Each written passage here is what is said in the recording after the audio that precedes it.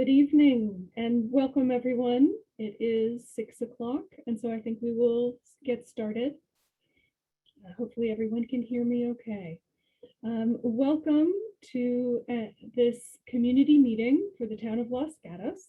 Thank you for joining us this evening to discuss the draft 2040 general plan for the town of Los Gatos.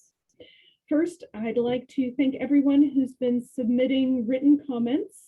Those all written comments that are received between now or since the last public hearing and when we go to Planning Commission will be compiled and provided to Planning Commission and Town Council when the draft general plan goes to them for their review. I'm going to make a presentation this evening and then we can move on to some question and answer. We've got a number of town staff here tonight to listen to comments and see if we can answer some questions.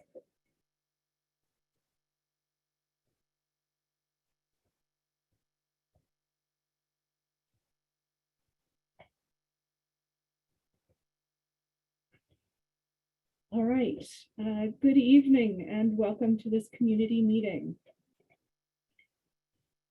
The purpose of tonight's meeting is to talk a little bit about where we are and where we're going in this process, give an overview of the general plan and general plan update process so far, the vision and guiding principles, and talk briefly about the draft 2040 general plan that is currently available for review. And then we will move on to question and answers, which is really what we want to spend our most of the time this evening on. So the draft 2040 general plan, where are we? Right now, we have a draft general plan available for review. This is recommended by the General Plan Update Advisory Committee. And after 2.5 years of work and 35 meetings, they have recommended this draft general plan for review or for consideration by Planning Commission and Town Council. We also have an environmental impact report that has been prepared and gone through the initial public review process. We've received comments and we are working to respond to those comments and prepare a final EIR, which will go for consideration to Planning Commission and Town Council. So where are we going? Planning Commission and Town Council. The next steps are going to be to take the draft general plan and the EIR to the Planning Commission for their review. We expect that this should happen in the next month or two, later this fall. And we are hoping to get to Town Council by the end of the year for them to consider the recommendation from Planning Commission on the document. And then I want to make sure that everyone understands that the draft general plan that is available online right now is just a PDF document, but the plan is for this to be converted into an interactive general plan where different sections are interlinked and you can search and track activities as we implement this general plan. So what is a general plan and why do we have one? We actually, every community, every jurisdiction in California has a general plan, and it's meant to look at a long range vision for the community's future. So this really is your document. It is the community's document and it's the vision for, in this case, the next 20 years. So the initial direction for this general plan update was that the existing general plan is generally serving the town well. But through the process, there discussions with the General Plan Update Advisory Committee, it became clear that there are some elements that need to be updated. Through the process, we also have prepared a number of documents. When you go to the general plan update website, losgatos2040.com, you can find the draft general plan and the environmental impact report, but you can also find a number of other documents that have been prepared through this process to provide us with options and background information. So the vision and guiding principles. The vision was one of the first steps in this process. Is what is the vision for the town's future? And I'm not going to read it through here, but you've got that and you can take a look at it. It's in the introduction section of the draft general plan. And then once you've got a vision, we then broke it down into guiding principles. And there are 9 guiding principles in the draft 2040 general plan. They touch on topics like community vitality, diverse neighborhoods, fiscal stability, as you can see here. It goes on through the other topics that really are important to the town. So a summary of the draft general plan. We took the town's existing general plan and worked to update it, to bring it up to current state regulations, meet state regulations, and make sure that it really reflects the community today. The general plan, while we've had a lot of conversations that focus on a few topics, actually covers a lot of different topics. As you can see here, there are multiple chapters. There are actually 8 different sections plus the housing element, which is not part of this update, but we're just about to start that process as well. So the general plan takes the vision and the guiding principles and then breaks that down further into goals, policies, and implementation programs. And even when you're at the goal and policy level, we are still at a very high level. This is an overarching high level document. And then I'd like to go through some of the sections of the general plan. They're called elements. They're basically the chapters of the general plan, just to give highlight of what the changes are. And so one of the biggest changes is we have a new element that was created based on discussions last summer of 2020. And that was creation of this racial, social, and environmental justice element. One of the largest elements in the general plan is the land use element. It is the core of the document. And there are a number of changes here, including density, increased housing density, allowed mostly through our mixed use zone and some of the commercial zones for potential mixed use projects. And the intent of this is to provide enough room so that as we move into the housing element update in the coming months, we will have enough capacity to provide the housing that will be required there. So we'll talk in that about some different new concepts like missing middle housing, which can be seen here in between a single family home and apartment buildings. But we'll also talk about other kinds of changes and how those can support the housing needs, but also add additional guidance in land use. We've provided here a summary of the housing numbers and how they evolved through this process. So when we started the process, we had an estimate that the required housing that would be part of our next housing element update would be approximately 2,000. And so that's what we were looking to accomplish as we looked first at alternatives that could be considered for the land use alternatives as part of this general plan update, and then went through the process. But there was also a common understanding with Town Council, Planning Commission, and the General Plan Update Advisory Committee, the GPAC, that this 2,000 dwelling units was an estimate, and it really was for the next 8 years, not the full 20 years of this plan. And so when there were opportunities through the process, for example, in the office zones, some additional units were added, that and downtown. And so then we also have a number of chapters like the community design element.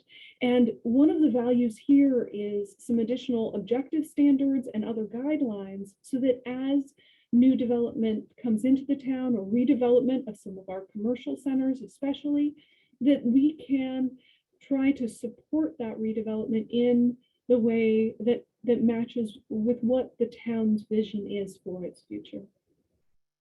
And I encourage everyone to take a look, because there's a lot of new great elements to this community design element, images to try and show what the vision is. So then we also have a mobility element. And so this isn't just about cars. In fact, one of the major changes here was a reorganization to shift the focus to alternative modes of transportation and away from automobile use. And so working on a number of bike and transportation and other ways to try and address the traffic issues that are of significant concern within the town. The public facilities, services, and infrastructure element really are meant to try and help the community make sure that it's a healthy and well-supported community. And so then we have the open space, parks, and recreation connected to healthy community. This supports the value of the green spaces in town and making sure that there are good spaces and that they are taken care of in the way that the community feels is important. We have an environment and sustainability element. And this really is to support the goals, the sustainability goals the town has. And really our work on this element was to try and really enhance the good policies that were already in the general plan and add some new ones here. And then finally, I want to touch on the hazards and safety element, which is very important because of the concerns and recognition that we must prepare for wildfires, as well as a new understanding of how important it is to be prepared for health emergencies like the coronavirus pandemic. And so that gives you a bit of a summary of where we've been, where we're going, and what is in this draft general plan, which will next go to Planning Commission for their consideration of whether there are additional changes that should be made, and what their recommendation then will be to Town Council so that they can take into consideration all of the deliberation that has been part of this process, and any comments that come in between now and when their hearings are held in the coming months. You can view the draft of the 2040 general plan at www.losgatos2040.com. There are also tabs there where you can submit comments or sign up for notifications. But now we'd like to transition to an important part of this meeting, which is to have a discussion about the general plan, to hear your comments and see if we can answer some of your questions. So I'm going to stop sharing my screen now. We do have a number of members of town staff, as well as it looks like a few members of the GPAC and who are available here to provide comments and feedback, to hear your comments. The goal tonight is to get a chance to hear from everybody who'd like to speak. So we are going to try and work within the town standard 3-minute limitation. If you don't have enough time, or even if you do, we do invite you to provide us with your comments in writing so that we can include that in the Planning Commission and Town Council staff report packets. As was said on that final slide, you can send those comments in through the website, losgatos2040.com, or through gp2040@losgatosca.gov. Tonight, we have the town manager, public works director, and community development director here with us to answer questions. And so I think we can get started. If you'd like to raise your hand, if you'd like to speak, looks like we've got a number of hands already. I'll start running through, and I apologize in advance if I mispronounce anybody's name. But it looks like Sue is the first person interested in speaking. Go ahead and allow you to speak. Go ahead. Thank you. Hello, I'm Sue Ann Lorig. I've been a resident of Los Gatos for 8 years. Thank you for this opportunity to speak, and thank you to everyone, all the members of Town Council, the Planning Commission, GPAC, the managers and staff. Thank you to everyone for the work that you do for our beautiful town. My request is this. Will you please add a dedicated plant-based education implementation program to section 8.12 of the environmental and sustainability element of the general plan? I'm asking this because I sincerely believe that we need to reduce our consumption of animal products if we're to have a real chance at reversing climate change. As noted in Forbes, in what The Guardian called the biggest analysis to date, researchers concluded that shifting away from meat and dairy is the single most effective way to regenerate our ecosystems and prevent its destruction. Additionally noted in the Forbes article, since livestock production is the single largest contributor of emissions around the globe, more than planes, trains, and cars combined, removing it from our food system could allow the planet to regenerate. Huge additional benefits from eating more plants and less meat include saving vast amounts of water, plus improving our health and reducing the strain on the healthcare system. There are so many things a plant-based education implementation program could do, such as having cooking classes to teach people how to easily prepare delicious, nutritious plant-based meals.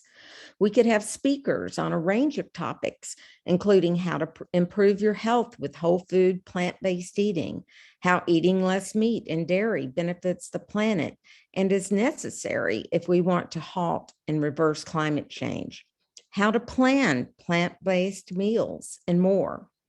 I would love it if we could have a veg fest with plant-based vendors, socialization, and fun activities. Film screenings would be wonderful too. Thank you again for all you do. I urge you to help Los Gatos be part of the solution to climate change by adding a dedicated plant-based education implementation program to section 8.12 of the environmental and sustainability element of the general plan. Thank you. Thank you, Sue. So next up we have Lisa.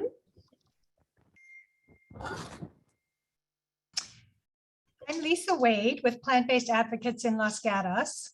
Can you hear me? Oh, yeah, thank you. I just want to check.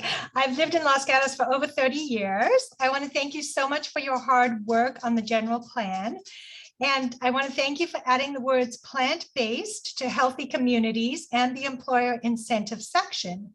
When those were added, GPAC also stated that they would do more because of the widespread public support for plant-based in Los Gatos. Our specific ask is this. We would like to see plant-based eating education added to section 8.12, the environmental sustainability implementation programs. Section 8.12 has several implementation programs. We are requesting that you add a plant-based eating program to this section. We have come up with some wording for such a program that could easily be inserted into section 8.12, since it is similar in length and style to the other programs listed. I'll read it to you now. Plant-based education.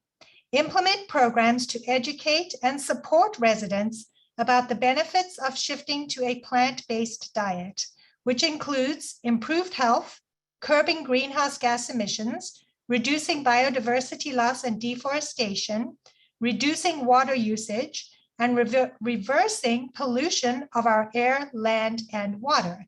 And I emailed this description to you yesterday. Page 40 of Project Drawdown, the most comprehensive plan ever proposed to reverse global warming, says, making the transition to a plant-based diet may well be the most effective way an individual can stop climate change. The first two solutions that are listed are not things that individuals can control. Numerous peer-reviewed scientific studies agree that plant-based eating is the most effective way for individuals to help the planet. For this reason, any plan to address climate and sustainability should include the promotion of plant-based eating. Please do not leave out this powerful, cost-effective solution and add a plant-based education program to section 8.12. This section will not be complete without such a program. We have a petition with 220 signatures from residents of Los Gatos, plus 32 signatures from nearby neighbors who frequent Los Gatos businesses. We also have the support of local activist groups, health and environmental NGOs, including the Sierra Club, Loma Prieta Chapter, and Center for Biological Diversity. We also have the support of prominent citizens, both in Los Gatos and in neighboring cities, such as Lucas Ramirez, who is the vice mayor of Mountain View, and Allison Hicks, who is a city council member in Mountain View. Also, the Planning Commission and the Town Council have received numerous emails requesting a plant-based education program be added to the general plan. We hope that you will consider our request, and we thank you again so much for all your efforts. Thank you, Lisa. Next is Karen. Hi, can you hear me? Yes, go ahead. Hi, and thank you so much, Jennifer, and the whole group for all your work on this. I'm a 35-year resident of Los Gatos and a member of local grassroots group Plant-Based Advocates. We're asking the town to include plant-based diet education into section 8.12 of the general plan, as everybody before me has asked you. These are the reasons why. We now know that raising livestock is a primary cause of global warming, water usage, deforestation, pollution, and biodiversity loss. 90% of the Amazon that has been destroyed is due to animal agriculture. Just think about that. The lungs of our planet destroyed and indigenous people displaced so we can eat hamburgers. In the US, the meat industry and feed crops are causing nitrogen leaching, creating a vast dead zone in the Gulf of Mexico. We're in a period of global warming that is already having devastating consequences. The United Nations recently declared a code red for humanity, saying that global warming is no longer inevitable, but that we can avert the worst effects by taking action now. A recent study in Science magazine says that shifting to a plant-based diet can reduce food's greenhouse gas emissions by as much as 73%. Many people don't realize that the standard American diet based on meat, dairy, and eggs is the leading cause of most of today's diseases. That's because of rampant misinformation put out by the animal agriculture industry. Remember the ad, milk does a body good? Not only does dairy not do a body good, it contributes to heart disease, type 2 diabetes, Alzheimer's disease, and increased risk of breast, ovarian, and prostate cancers. Shifting to plant-based diets also promotes social justice. Factory farms and slaughterhouses are situated mostly near people of color and low-income residents who suffer from illnesses caused by pollutants from these operations. Slaughterhouse workers are usually immigrants who have few other options for work and suffer from crowded, unsafe, and unsanitary conditions. Plant-based diets are better for our health and use half the amount of water as a typical diet. We can improve our health, curb global warming, and reverse environmental destruction just by reducing meat and dairy consumption. We know the facts, now it takes the will to act on them. To do anything else would be irresponsible and in effect telling future generations we don't care if they inherit a livable planet. Our proposed program includes education and resources for people to learn about and incorporate more plant foods into their diets. We have a very engaged and active group that is ready to help the town with this effort, and there's widespread community support for it. Once again, thank you so much for your hard work and for your time in listening to me. Thank you, Karen.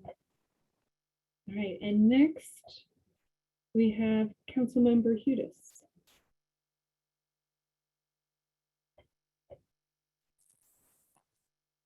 Good evening. This is Matthew Hudis, and I just am dialing in to say thank you for doing this session, Ms. Armour and Mr. Paulson. I think it's really important to, with the purpose of the general plan, to be able to take all of the community input. And so thank you for doing this. Thank you for joining us. All right, next we have Kyle. Hey there, thank you for having me and thank you for holding these sessions. I'm really excited about the general plan, the expansion of housing. And I'm really thankful that Los Gatos did not appeal their regional housing needs allocation. I say this as a parent and as a kid that grew up in Los Gatos. My brother went to Los Gatos High.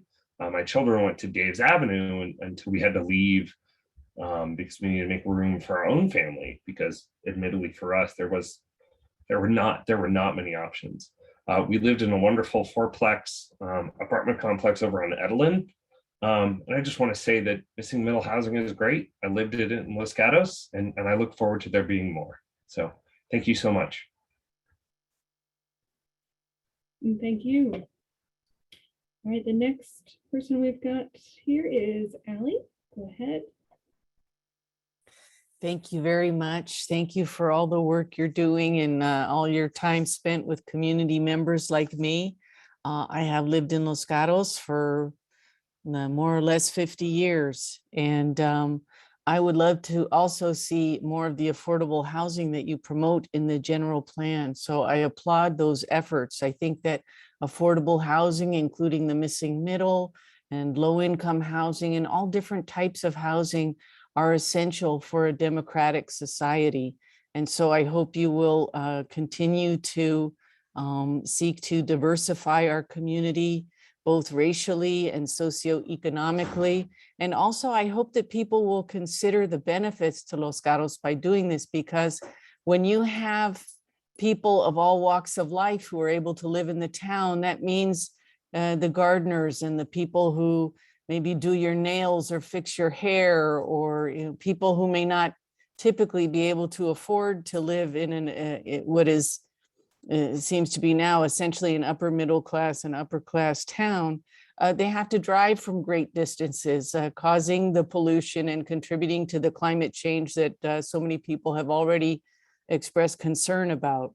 So if we care about the climate, one thing we will do is make it possible for people of all walks of life to live here and to have safe, decent, affordable housing. It's just essential for any democratic society.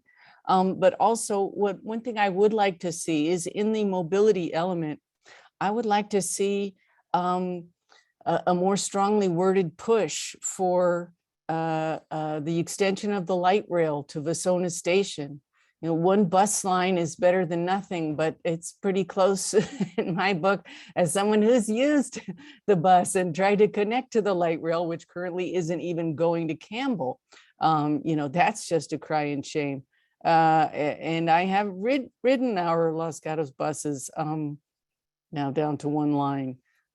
It's just not enough. For those of us who really don't want to get on a bicycle, I said how many years I've lived here. I'm even older than that. Buses are a great way to get around.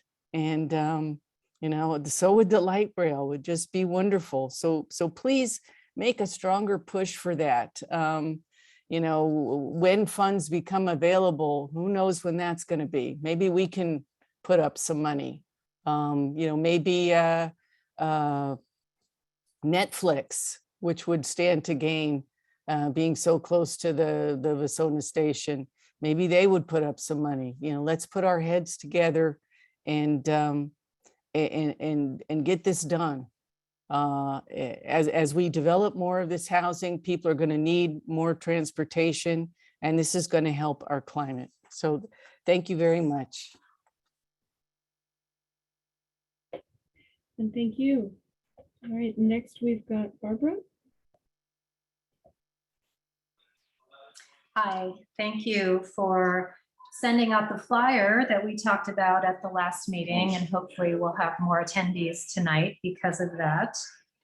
I came to the last meeting and spoke about concerns on safety.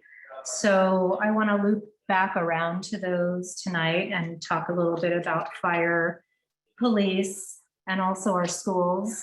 At the last meeting, we were directed to look at the environmental impact report to see how the town was going to address those issues. So I spent some time today reading through the EIR, and it states that the town of Los Gatos has 5 fire stations. It used numbers from 2017 that it got 19,404 service calls. 60% of those were emergency medical service calls. And a statement in the EIR says that the department needs improvement to meet emergency response time standards for structure fire responses, and that it fell short of response time goals. So this ties into our concern about increasing our fire capacity if we move forward with this plan. This coupled with our county being tagged as a very high risk, or our town being tagged as high risk for devastating wildfires. I see that the environmental impact report agrees with this need to increase our fire response teams and our personnel. But I didn't read anything in the report that tells us how or when we're going to do this, or where we're going to add fire stations. So even after reviewing the EIR, it still is a concern for me with our fire department. So I don't see any actual information in the EIR about how we're going to address that. On to the police. The EIR states that our town is a low crime town, which I think is true in the scheme of things. We don't know how that will change in the general plan, but we do know that we will have a population increase if we move forward with the plans. So in 2017, there were 10,400 911 calls and 45,033 incidents addressed in town, with a 4-minute, 13-second response time. There was no information in the EIR about hiring more police, except that there will be a need to do so, but no details about where new buildings will go or how we will hire an increased police force. And then onto the schools, the EIR stated that all of our schools are at capacity and they will need to expand, or we will need to build new schools, which could result in adverse environmental impacts. The EIR states that there will be an increase of 2,617 K through 12 students, and that's a conservative estimate. There was no outline in the EIR about how we will increase capacity at our current schools or where we will build a new school, just a statement that we will need them. It does seem that the EIR sort of took a wait and see approach to this as the population increases. It said on section 4.14-20, as future build out occurs, the town would evaluate operations and deployment of police and fire to efficiently use resources. So that tells me that it's kind of a let's see how we do as we go approach. The planning in the safety aspect does not seem to be there at all. Thank you for considering. Thank you. And next we have Anne.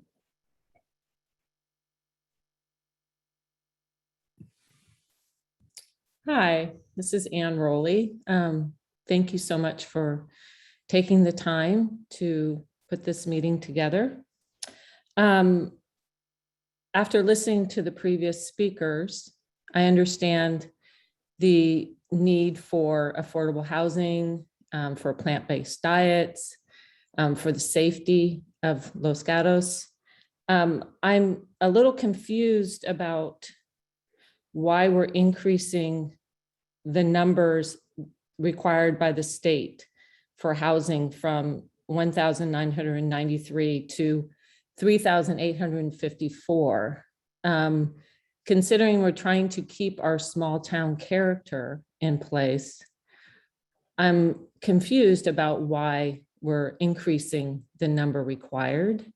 I could see having the 1,993 homes in the lower income or having more diversity in our town, but having an increase in overall density of housing numbers, I don't understand, because I feel like we are already almost bursting at the seams, in a sense that like our schools are at capacity. We still have the North 40 that is not even occupied yet and is still being built. We have buildings around Good Samaritan Hospital that are being constructed right now that we haven't seen the impact of those developments yet. Medical brings the most traffic. So I'm a little confused about why the town manager is allowing an increase over the state required housing. So I am against that, and I'm hoping that the Planning Commission and the Town Council will reduce that number to just the state allotted amount, since it's already past our appeal date to appeal that. So that's my main concern at this point. So thank you very much for taking the time to listen.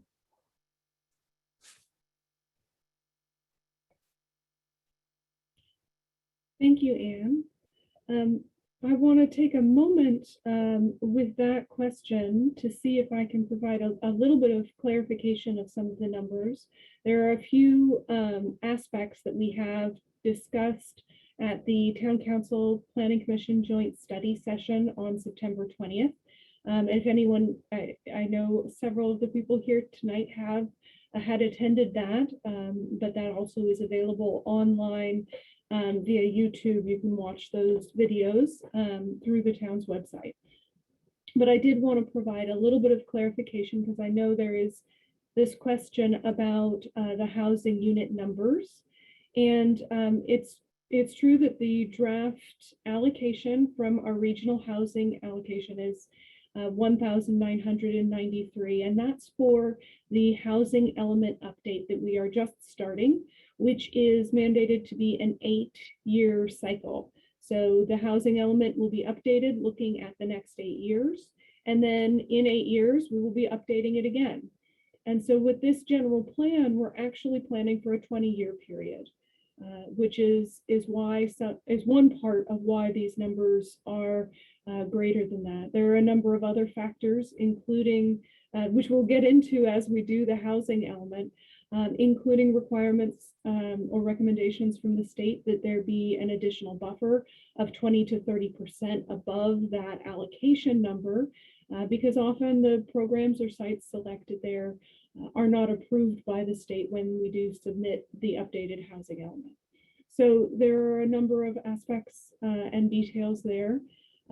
Just wanted to give a little bit, but I do want, unless there's anything else that any of the other staff wants to add, I think I do want to move then back to other members of the public who are here to share their thoughts and ask questions.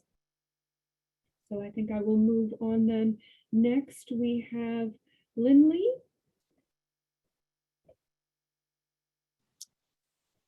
Good evening, and thanks so much for having this meeting. I'm happy to be able to join this evening. I do want to express quite a few concerns. I've lived here for over 50 years. My parents live here, my brother lives here, and this is definitely my hometown. And, you know, we used to be an old mountain town.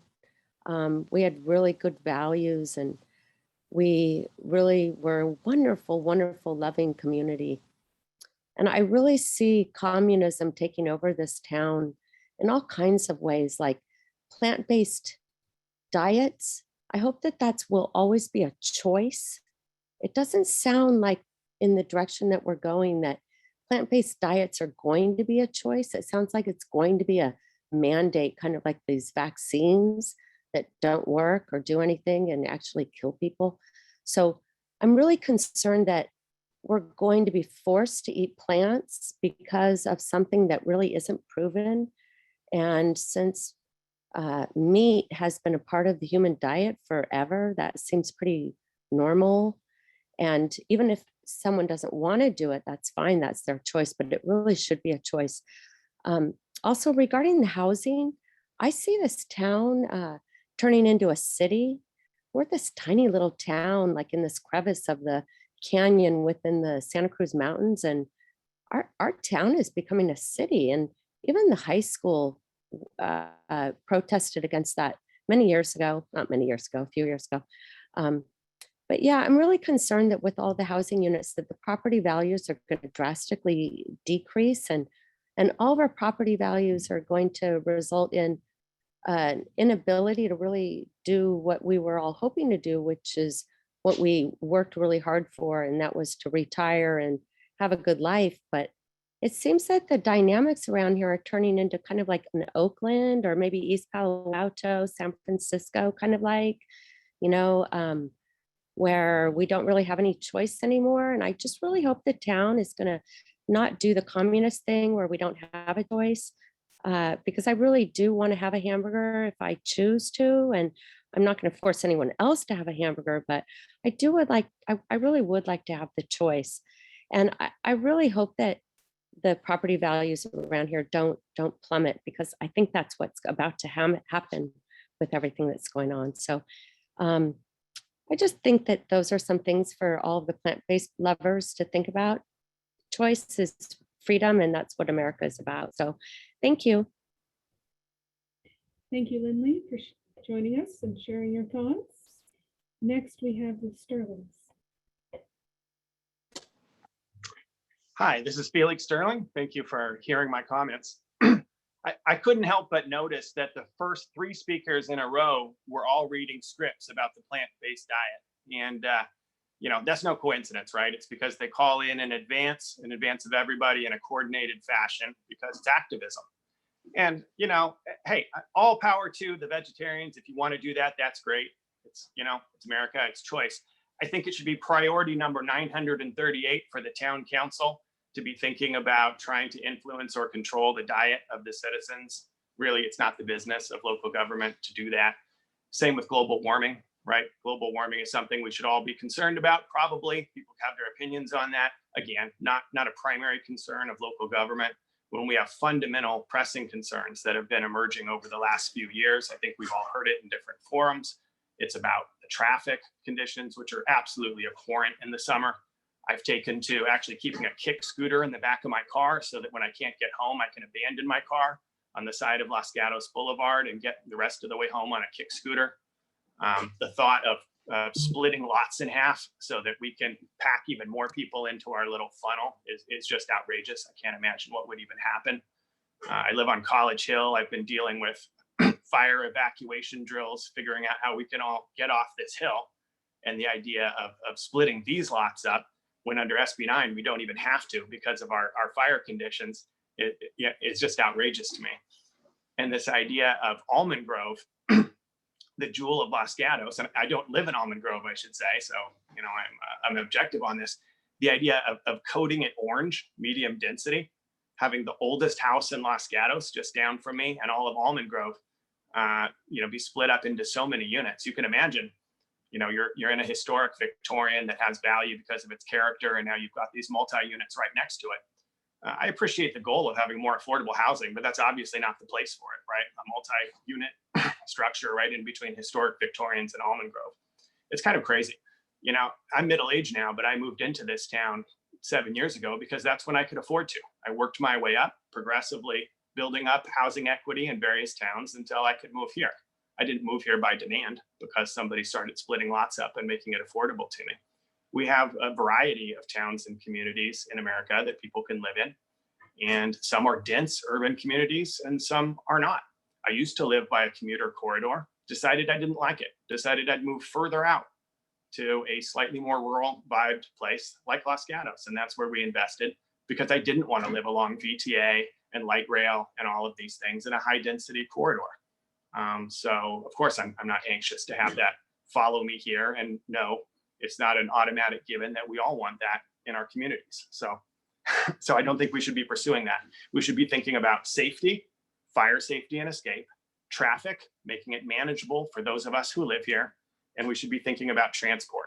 There's no serious mass public transport in sight, whether we like it or not, for this town. And so adding additional density makes no sense. Let's digest North 40. Let's digest the other products or projects, and then let's see where we stand.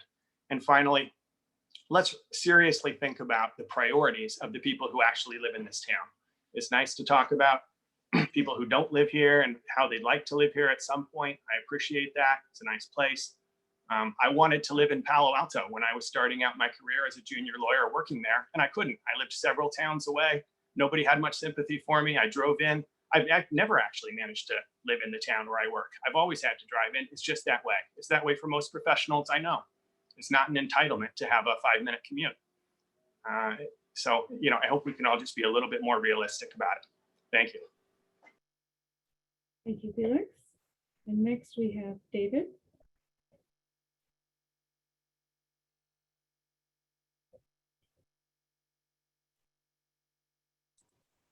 Can you hear me? Yes, we can. Okay. I have 3 quick questions. Will the housing units in the second part of the North 40 be counted towards our 2023 RENA numbers?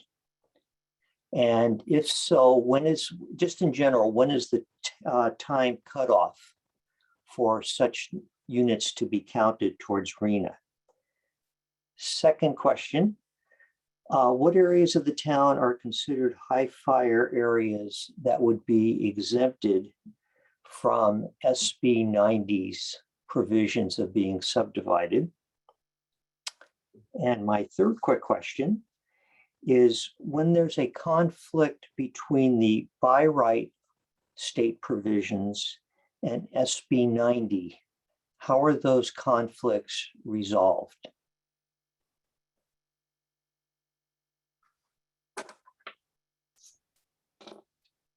Thank you for those questions. Community Development Director Paulson, would you like to talk a little bit to the cutoff date for RENA and how that timing works? Sure, thank you. So this current cycle will end January 2023.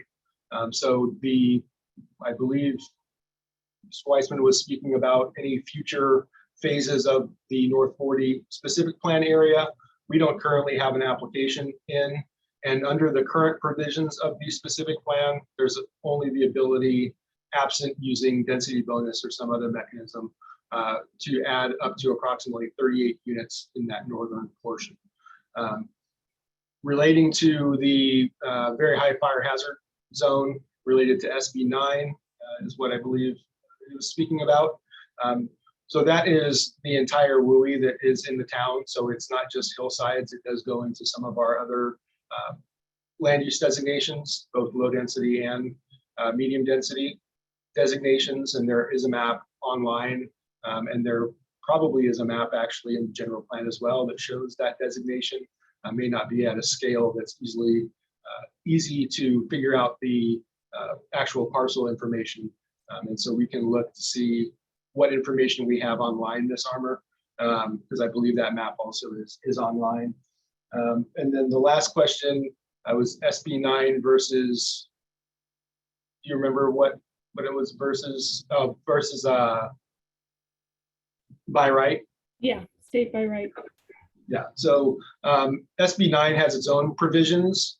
And so because they are allowing now, requiring jurisdictions to allow duplexes in single family zones at a non-discretionary level. So that's just a building permit, no public input is allowed.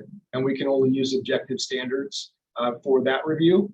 And then as it relates to the subdivision, there's still a lot of questions on not only the duplex portion, but the urban lot split is what it's called in SB 9, where folks can divide their lot into 2 lots and then do 2 units on each lot. So the potential of going from 1 unit to 4 units. There are a lot of abilities to have objective standards. We do have a lot of objective standards currently. The challenge is the way current state law is written as signed. There's also a bunch of caveats which really make those standards less effective. We're still working with our colleagues in other jurisdictions. I was actually on a call, Ms. Armour and I both were on a call today where this was a big topic with other jurisdictions in Santa Clara County as well as throughout the state.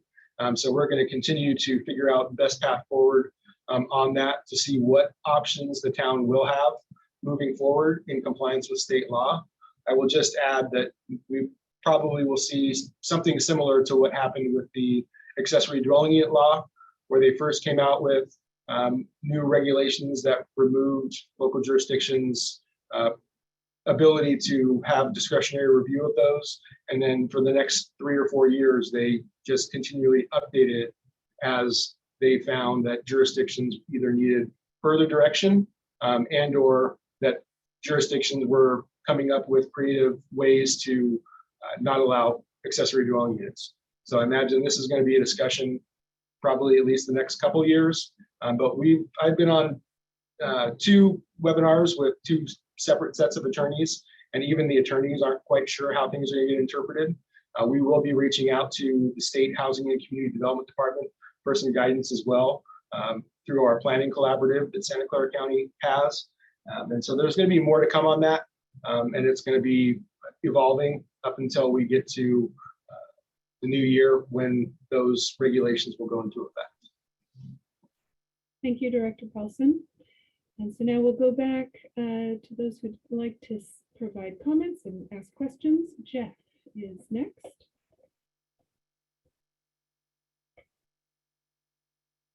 Go ahead, you're muted. Yeah. My name is Jeff Lockridge, and I've lived in the north end of town for 43 years. I recently heard some very distressing news regarding our town's new mandated RHNA numbers and how the town staff is handling them. I have previously been a member of both the Affordable Housing Advisory Committee as well as the Housing Development Advisory Commission. What I heard was that our town manager, Laurel Privetti, has suggested increasing the number of affordable housing units that Los Gatos is required to plan for from 1993 up to 3854. This is in no way representative of what the Los Gatos residents want.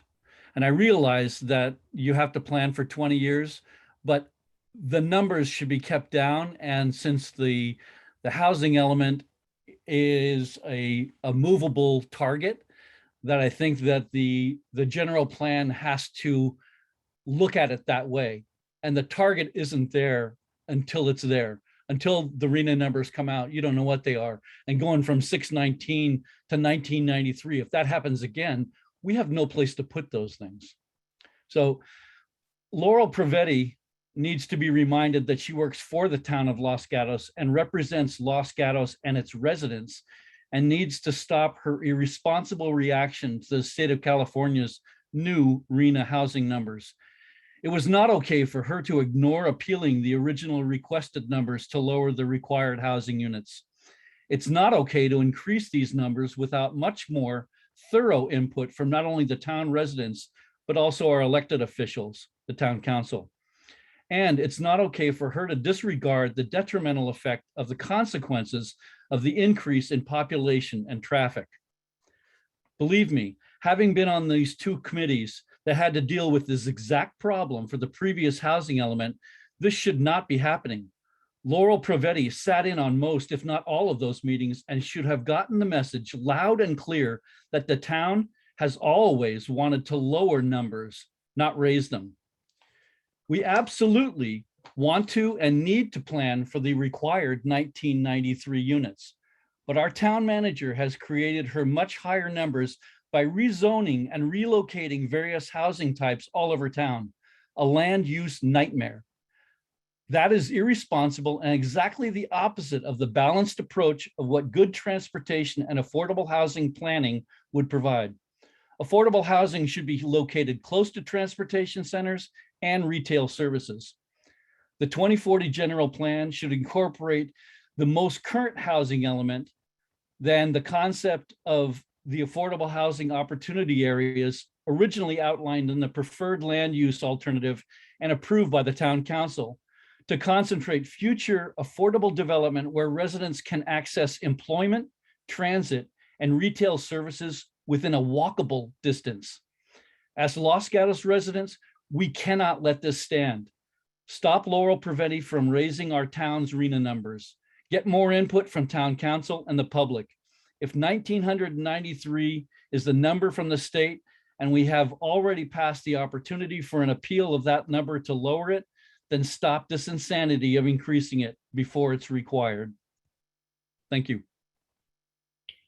Thank you, Jeff. And we will be sure to have additional information about the history with the appeals and the housing numbers when we do prepare additional information for consideration by Planning Commission and Town Council. So thank you. And next we have Rowley. Yes, my name is Rosalene Martins, and I have, first of all, obviously, I want to thank the committee for your efforts, although I want to second the opinions of several people who have spoken before me, including Jeff Laffridge and also Philip Sterling, in regards to the land use. I also consider it to be irresponsible. I was part of the committee against the North 40, and there was a huge amount of participation from Los Gatos residents. I've lived in Los Gatos for 28 years now, and I believe the reason why I moved to Los Gatos is because of the quality of life, because it is safe, it's secluded, the schools are top in the country, they are 10 in 10. Are any of these being taken into consideration with the irresponsible land use that's being proposed right now? It's shocking. It's shocking to me that nobody's talking about the impact on the schools. I am also a Los Gatos art docent. I'm pretty much very aware of the impact. We always talk to the directors. We are in meetings, parents' meetings. And one of the reasons why people pay a lot of money to buy houses here or rent here is because of the quality of the schools. It's because of the safety of the community.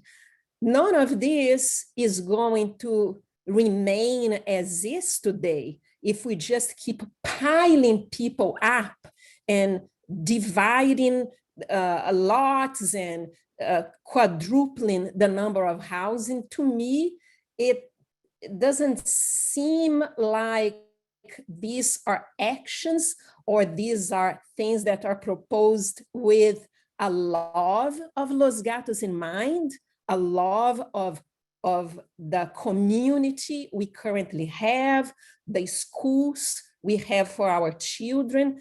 And I feel bad for people who have invested a lot of money in buying houses in Los Gatos and how those prices are gonna really crash down when we have absurd traffic we don't even know what North 40, what is the impact of North 40 in our traffic, in our school system. And even before it is done and people have moved in, we are already talking about doubling or more than doubling these numbers. It was a problem when we were discussing this a couple years ago. How come it's like, it's a train wreck, it seems, out of control. Before there was so much discussion. Now it's like, oh, okay, now that we passed North 40, let's go to town and just keep piling people on top of people. I don't understand. It's crazy to me. It's crazy to me. Now, in regards to the plant-based, I am not a vegetarian. I eat meat, but I think that it is important to have the education and the information. I have, for my own health benefit, cut my meat consumption in half. And I don't think that people, I agree with people who said before, you know, what you put in your mouth, it's your choice. Nobody is contesting that. But it is important that people understand what their options are. And I don't think that an education program would hurt anybody, much on the opposite. I mean, I grew up in Brazil. I was raised on beef and meat. I love meat. And I have cut down in half my consumption of meat. And I have noticed a great increase in my health. So I vouch for my friends, the vegan, vegetarian groups that want to see the city supporting this type of effort. It's another given as well. It is a fact that the new generation wants to have plant-based options. So I think that it does not hurt to have to listen to their request and help people be better informed so they can make better choices. Thank you, Rosaline. Thank you. Thank you. Next is Mike.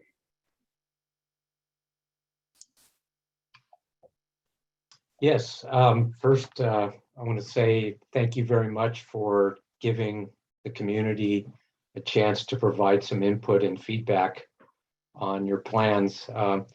I am a second generation Los Gatos, and my daughters were third generation to go through Los Gatos High School. I've lived here forever. I love this town. Many of my friends live here still, and I want to stay in this town. I will say, though, that I do not believe that the council and the planning commission are really doing anything to solicit input and follow the input of the citizens of this town. I've been here, I'm almost 60 years old, so I've been here close to 60 years, and I've seen a degradation in the quality of the services here. And I am fundamentally against growing the population of this town. We are a absolutely landlocked town. We have one pipe in and one pipe out on Highway 17, and we are the overflow path for that. I don't understand this mission that says this town has to grow. That the only thing I can think is that Laurel and people like that feel that by growing your tax base, you are somehow able to offer more services to more people. And really the opposite is true. By growing the population of this town, you are putting a strain on all the basic resources in this town. And the quality of life has been dropping for 20 plus years. It's very strange because I grew up here and I always wondered why we didn't have a Target store or a department store here or large sporting goods store. And I always heard that the town council really wanted to keep the small town feel of Los Gatos. And so we wouldn't allow those large retail outlets to be here.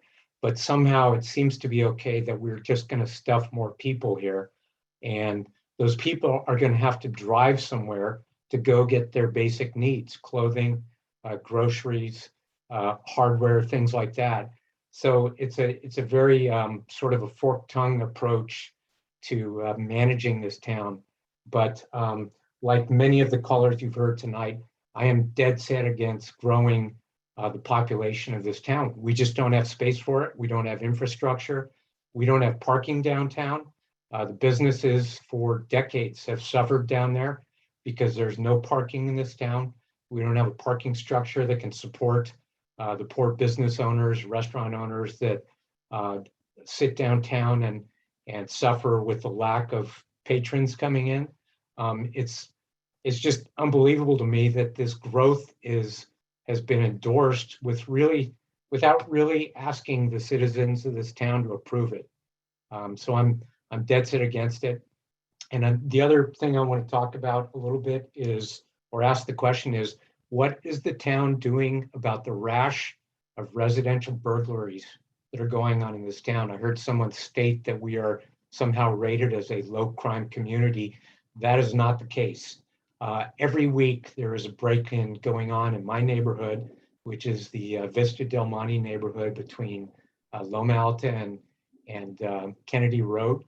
Every week there is a break-in happening. There was a break-in yesterday, just around the corner and up the hill from me. There was a break-in last week where somebody in the manor had their house broken into. Somebody knocked, came in, they ripped a safe out of the wall.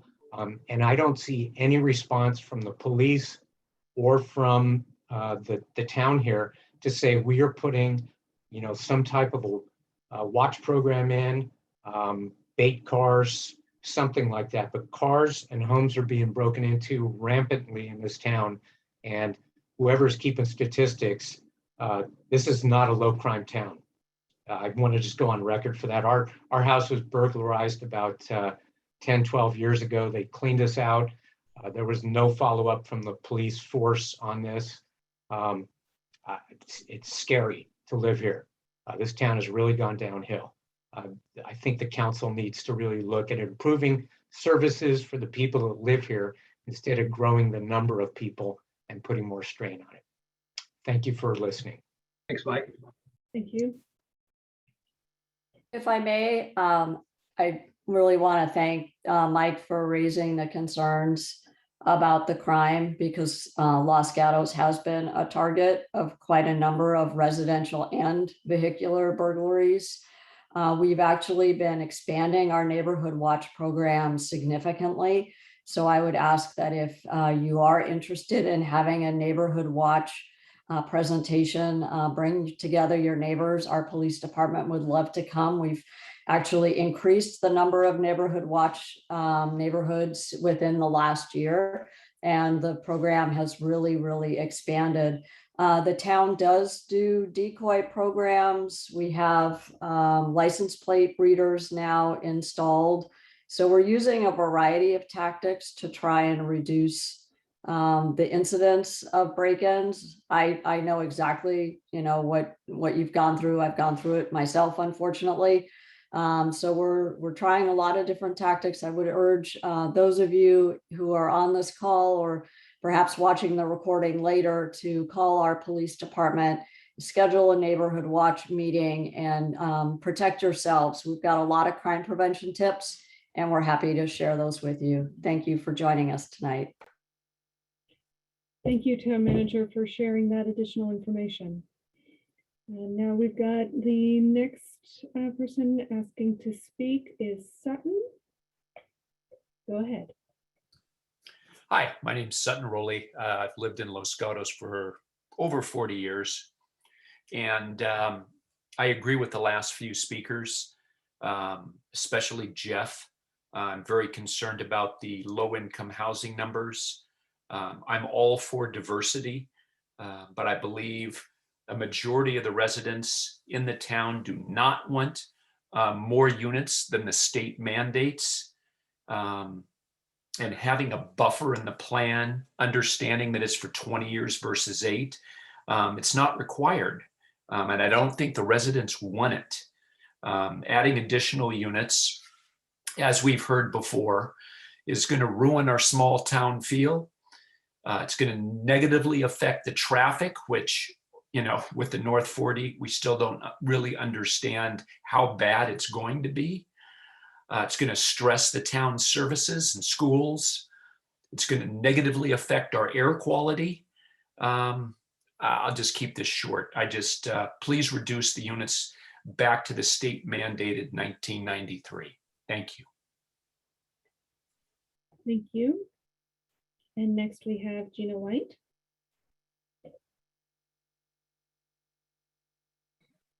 Hi, can you hear me? Yes, we can. Go ahead. All right. Well, thank you so much for the opportunity to speak on these issues. And I guess it's a little bit of an advantage speaking later in the call because I've had the opportunity to hear so many of the other citizens' concerns. And I do want to say that I really do agree with the speakers that requested the plant-based education. I didn't hear anything about them trying to mandate that. I think they were just requesting education. And I do agree that a plant-based diet is good for the environment, it's good for people's health, it's good for animals. So I think having that education component is nothing but a plus. And I also really do agree with all of the other people that had mentioned that they are really against adding any more density or any more units to the town. I think it's really important not to do that for our quality of life here. And so I just really would like to echo that concern. And I hope that it sounds like many people share that opinion. So I really hope that you will take into account what the Los Gatos citizens are hoping for. Thanks. Thank you, Gina. And for those who have raised their hands but have already spoken, we are definitely going to let anyone who has not yet spoken to have a chance first. If there is time, depending on how long this runs, we may be able to come back to those who have already spoken. But next up is Carolyn. Hi, my name is Carolyn. I was a resident for Los Gatos for a few years. What brought me there was Netflix. In the time there, I really enjoyed it, and having my kids go to Dave's Avenue. I volunteered heavily at the school, and as I got to know the town, I do think that Los Gatos has a responsibility to grow for our children. So I do think we're not building enough for our future because we have not in the past. So I think it's very important to continue to build Los Gatos and make room for more, especially for our children, and be able to adapt in a responsible way. I also believe that the transportation should be definitely addressed. There are a lot of people that travel through Los Gatos to get to Santa Cruz County and Monterey County. So I do think it's important to address that and make sure that Los Gatos itself is a more transportation forward town. I loved biking there, scootering my kids to school, walking. And so continuing with that in the mind, it would be nice to also have better transportation such as buses that were not very readily available even now. So that would be something that I would like to see for the town of Los Gatos. Thank you. All right, next we have Vivian. Hi, I'm Vivian, and I'm a Los Gatos resident since 2020. As a Chinese immigrant who recently moved to Los Gatos with my husband and our young daughter, I can't believe the town would make a decision to double the housing unit requirements above the state mandate without asking current residents' approval. From my understanding, Los Gatos is the only town in the Bay Area that has increased the planned number of homes beyond the mandate. I strongly oppose the 2040 general plan because the change would make Los Gatos a totally different town, a town that we won't recognize anymore. The reason we moved to Los Gatos is because of the beautiful historical town center and less crowded, less urban character of the community. The 2040 plan would jeopardize the things that make our town unique. Los Gatos is not like San Jose. San Jose has long prided itself on being a large city, while Los Gatos has tried to stay true to its roots as a smaller, semi-rural town. Development that may be appropriate for San Jose is not appropriate for Los Gatos. We need to grow at a more reasonable pace, considering the relatively modest capacity of our town's infrastructure. As far as I can tell, the plan contains no roadmap for creating additional schools, jobs, fire coverage, public transportation, or other amenities that would be needed for the additional residents who would live in the new housing units. And how about the North 40 plan? Why are the units added in the North 40 plan not included in the 2040 general plan numbers? People have already complained about how this complex looks and how much traffic it has created. How about we pause to consider this plan before proceeding with the 2040 general plan? Can we first evaluate how the North 40 plan worked out and what was successful and what wasn't? The general plan has zoned for 3-story buildings all along North Santa Cruz Avenue. There are lots of residential units along both sides of the streets. Is there any plan to increase the setback rules? And how about earthquake safety? If a large earthquake happens, we are worried that these 3-story buildings might fall onto the homes adjacent to them. I strongly oppose the 2040 plan as currently written, and I hope the Planning Commission, the council members, will speak on behalf of the current Los Gatos residents and vote against the plan. And on top of that, we should have a process in place to prevent changes like this from happening without voters' approval. And to close, I agree with one of the previous speakers. I work in Palo Alto, and I have to commute about 30 minutes to an hour currently, and pre-pandemic, it would be like 2 hours. So I don't have the luxury to live near my work. So if I can do the commute, why can't everyone else do it? Thank you. Thank you. Next is Sasha. Hello, my name is Sasha Brody, and I'm a 20-year resident of Los Gatos. Thank you for the opportunity to speak today. I haven't actually attended any other town meeting, so this is a first for me.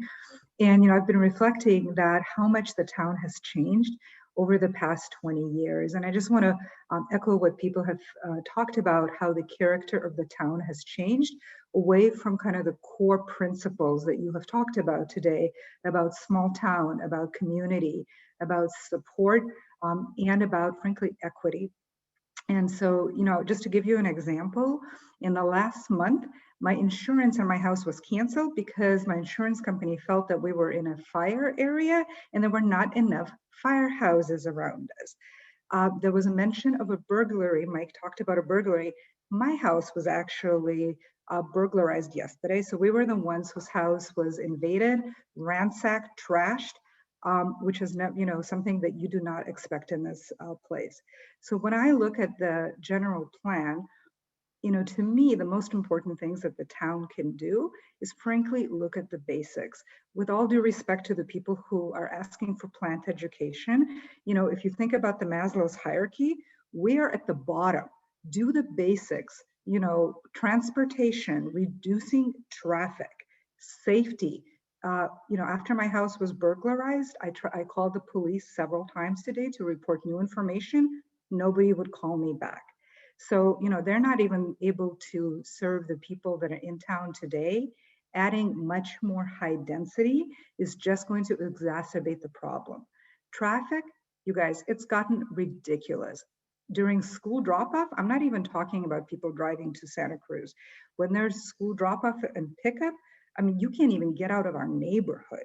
So can you imagine what's going to happen if density is increased? I'm not sure at this point, and forgive me, I have not been following the process closely, what could be done. But if I can make a request, if somebody who has an insurance been canceled, whose house has been ransacked and robbed, please take care of the basics. Focus on the traffic, focus on the safety. Please do not do these incredibly, to me, I'm sorry, not thought out proposals about increased density. Preserve the town that we love, the character that we love, so that we could feel a sense of community and a sense of safety and a sense of belonging. Thank you. Thank you, Sasha. And I think those basics that you described there, and the town that is loved and the character, that's really is what this process is about, is working to make sure that it does reflect the vision of the town. All right, the next speaker we have is Aaron. Hello, thank you. My name is Aaron Eckhouse. I'm a regional policy manager with California YIMBY, Yes in My Backyard. Really exciting to see how many, seeing cities across the region look at how to update their housing policies and their land use policies to address their housing needs going forward. And I just want to commend Los Gatos staff for the work you did in proposing these different alternatives for the general plan update. I think there's some really exciting ideas in there that could be a really fantastic way for Los Gatos to grow over the next 10 to 20 years. It's great to hear from a lot of people in public comment who love Los Gatos and appreciate living in this community. I would hope that they would recognize that as a great community, there are a lot of people who want to live in that type of community, who want the benefits that come from living in a place like Los Gatos with its educational resources, with its economic resources, with its environmental resources. I think that's part of what the proposals from staff are looking at, right? Is how can those opportunities that come from living in Los Gatos is designated by the state as a highest resource community. That means kids growing up in Los Gatos have access to the greatest opportunities for social and economic advancement. How can we expand those opportunities so that they are available to more people? How do we ensure that Los Gatos is a welcoming and inclusive community and not an exclusionary community? I think the policies that you were putting forward to allow more homes in Los Gatos, to allow a greater diversity of housing types in Los Gatos, can help achieve that goal.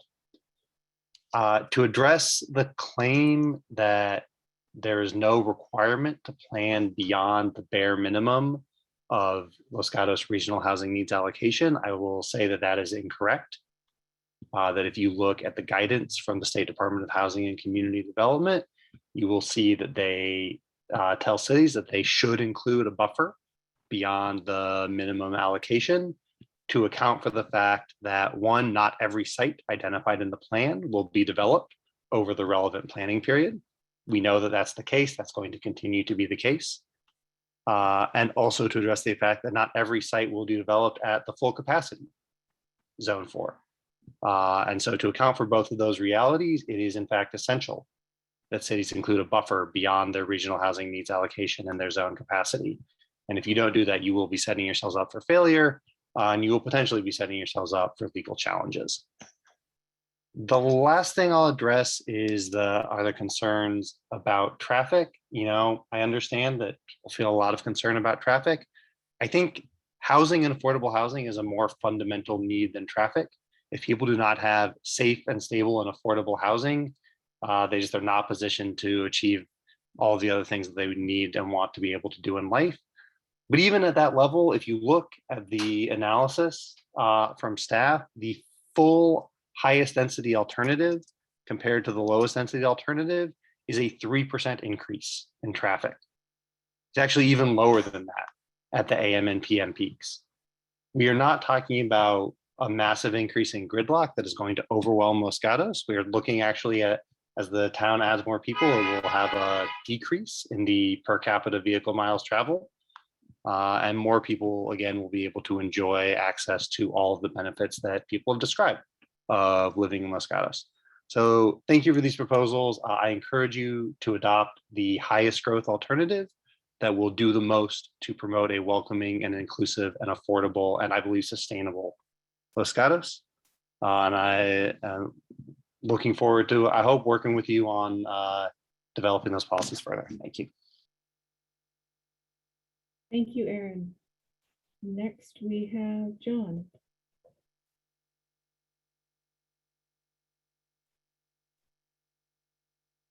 You are still muted. If you want to unmute and join us, share your thoughts, questions. There we go.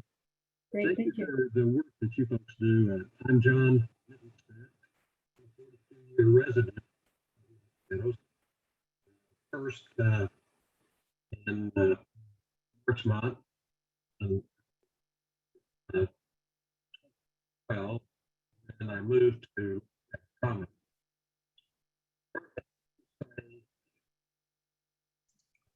John, you're really breaking up. Let me move you to my laptop. I'm pointing my face at the laptop. I want to say that certainly I think it was a foolish move to include any buffer above the state mandate. It significantly reduces, it probably encourages the state to request even more units after 8 years than they would have. And it significantly lowers our ability to negotiate any appeal for what they might do 8 years from now that maybe even those of you on the planning committee might be surprised about. I want though to say that I would like to think that many of the seniors in our community who are selling to have retirement funds are people like myself who didn't want to leave Los Gatos. So I would certainly encourage in the addition of housing units and more densely populated units to encourage more senior housing development in this community. We don't travel as much around town as some people. We don't commute a lot, and those kind of units will not add to the school density problem. They won't add much to the traffic, and certainly would help us meet some of the state mandates. And the houses they leave will,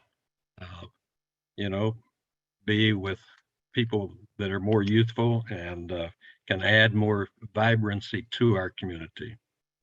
So I hope that the Planning Commission will consider that. Thank you. Thank you, John. Next, we have Jack Van Naden.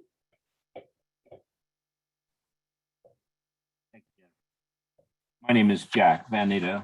I started the Los Gatos Community Alliance back in about 2010, back when Netflix was going in. And many of the speakers that have already spoken have said many of the things that are on our agenda. But my understanding is that by going from 1,993 units to 3,904, that's considered upzoning, and you're upzoning the whole town. And when you upzone, if you go to the objections that our attorney filed with the town on the DEIR, it appears that instead of 3,904 home units or housing units, you could develop up to 75,000 units. We've never had a response to that. I know the town is working on that now.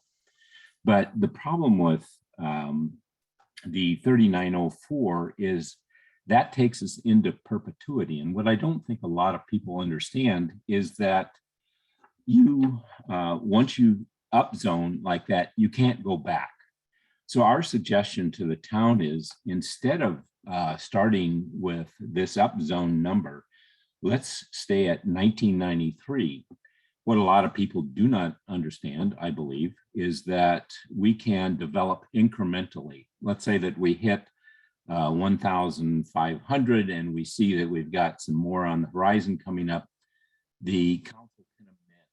So we can grow incrementally instead of setting up this upzone number where there is no going back. Secondly, I want to make sure everybody understands that the Community Alliance supports the affordable housing, and especially the below market rate. We did some studies, and I think even the town has said that the that are in this category can be teachers, they can be policemen, they can be firemen, they can be some lower level and mid-level management people. And these people can't get into Los Gatos. And I think these people are tremendous attributes to the town. The service level people, people that are waiters, waitresses, that's going to take subsidies. In my mind, it's going to take incentives. I cannot answer where in the world those come from, but the state does set these numbers for us, and hopefully the state has got some kind of financing capability where they will help to subsidize getting the very low income people into town. So we do believe in the anyway. My question is, why upzone to 3904 when we haven't even hit the 619 from the 2020 plan? Why don't we do it incrementally? Let's start at 1993 and work our way up.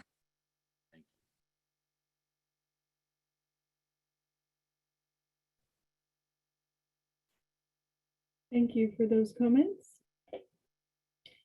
Next, we have Jillian.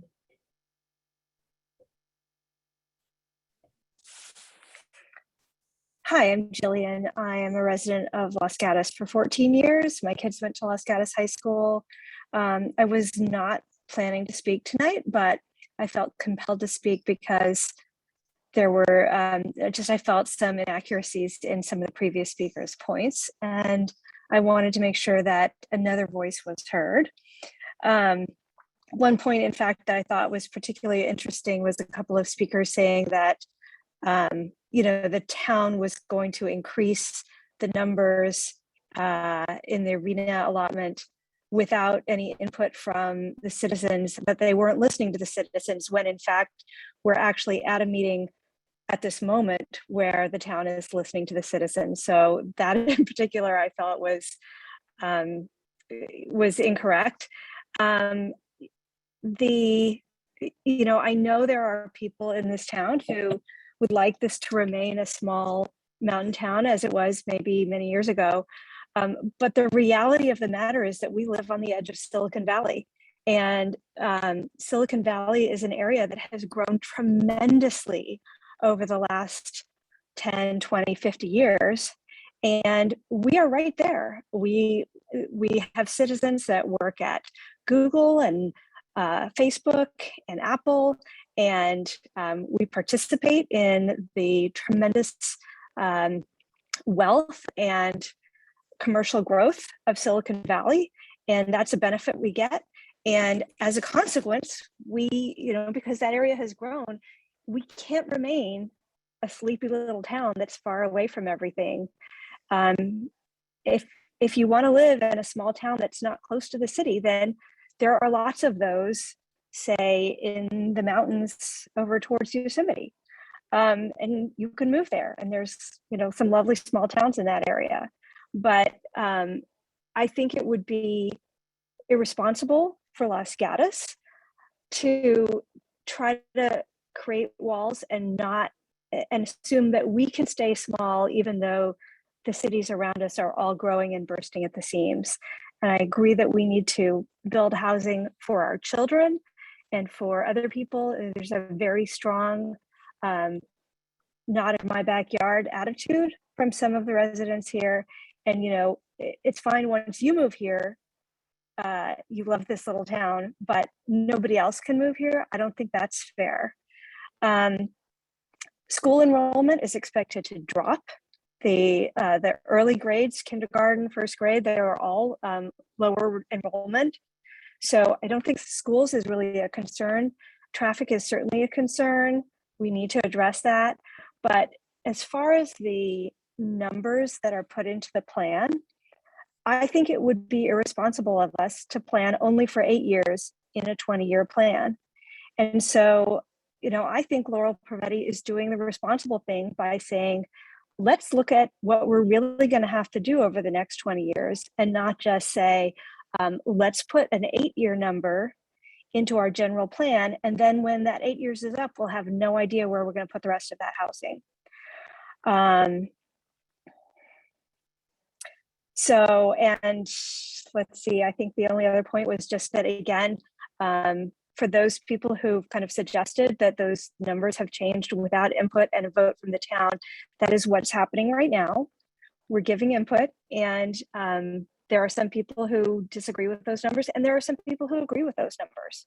So if you think you're not being heard, just remember that the town is listening to all of the citizens and trying to weigh all of those different things. Thank you. Thank you for your comments.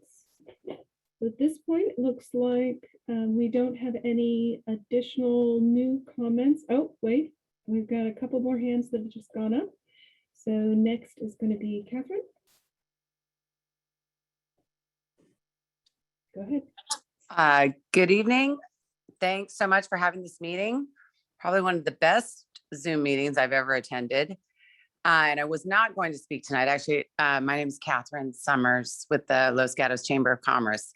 But I felt compelled after that last speaker because, first of all, perhaps you'd want to come work for the chamber, whoever that last speaker was, because we're always trying to find that middle balance and that compromise.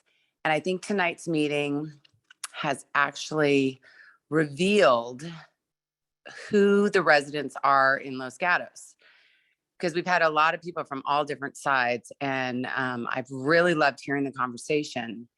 And I think we have to, as a town, believe in the process, believe in our staff, believe in the council. I think they're hearing you. And as somebody who works in the community really closely with the businesses and works with all the residents, there's that word compromise, and we're going to all have to find kind of that middle ground. And I think Joel and Jennifer and the council, I think we're getting there. And so I really just have to applaud everybody who's here tonight and say, have patience, be kind, listen to each other, and we're going to get there. So I just really want to thank you all for coming out tonight and being here. I think we had more than 100 people on this call tonight. It was just amazing. So cheers to all of you, and thank you for doing what you're doing. And all of you people who are engaged, all you citizens, come back again. I think your voices were heard. And you can always follow up with me as well at the chamber. So thanks. Thank you, Catherine. And then next we've got Lee. Go. Thank you very much for this session this evening. This has been very helpful, very informative. And I have to compliment Catherine in summarizing her observations that are the mirror of mine, that this has been a very informative, collaborative type of session where we're learning a bit from each other and trying to find ways to work together. It's good. It's very civil. I am a resident of Los Gatos for 26 years. I've lived in 6 other states, 3 other countries, and we chose Los Gatos because of the character of the town, the quality of education for our daughter, and the atmosphere that is here that is so engaging and positive. I want to read something from the current general plan that is in place. It's the 2020 general plan, not the 2040 draft. And it starts off with, this is in the first paragraph of the land use element. It says, Los Gatos is a mature, predominantly built out community. While there is little room for growth or change in the physical environment, land use is dynamic and change is constant from within and outside the community. Managing change is an effort to maintain our quality of life is a priority of this general plan and the community. Several paragraphs later, it goes on to state, this is kind of interesting given our conversation tonight, quote, planning for neighborhood preservation and protection is one of the most important purposes of the town's general plan. Preserving the small town heritage, natural setting, and architectural diversity are also important to this community. One of Los Gatos' most outstanding assets is the visual diversity of its individual neighborhoods. Existing development represents a variety of architectural styles from various eras, embodying a variety of sizes, design features, and building materials, resulting in neighborhoods with their own unique identity. For example, downtown Los Gatos is the historic heart of town with a pedestrian scale setting and mixed land use and architecturally historic buildings. It is a unique area that sets the spirit and style of the entire town. The next paragraph, maintaining neighborhood quality suggests conservation of existing housing, good street design, traffic control in residential neighborhoods, and development review that adheres to quality design. Factors such as new or excessive traffic, aging or inadequate infrastructure, and even economic pressures may cause disruption of neighborhoods. Neighborhood preservation also includes balancing the intensity of land use with the existing residential density. So that's in the current general plan that we're living through. One of the things that's kind of interesting too is looking at the current RHNA number and the prior year number. So this is from 2007, 2014 RHNA was 562 units. We didn't achieve that. The current RHNA target, 619 units. We're not on task to achieve that either. So my question to the staff, to Jennifer and Joel, what is the guidance for the next RHNA when the prior numbers are not achieved? Do those get added to, or do they come just a part of and should be incorporated when doing the calculations for the next number? So is the shortfall additional, or is the shortfall incorporated into the final iteration of the next RHNA number? So, and the other thing to recognize is that residential units are not paying their way in the town. Financial reports have demonstrated over the last several years that the cost to support housing in residential areas costs the town more than is earned from the taxes and any other fees. And that includes or does not include the infrastructure costs and so forth additional. So housing does not pay for itself. It's the earnings from retail and other fees that are what's really bringing us into a positive category in the town's budgeted. So the one question I had, if you're able to answer that this evening, that'd be great.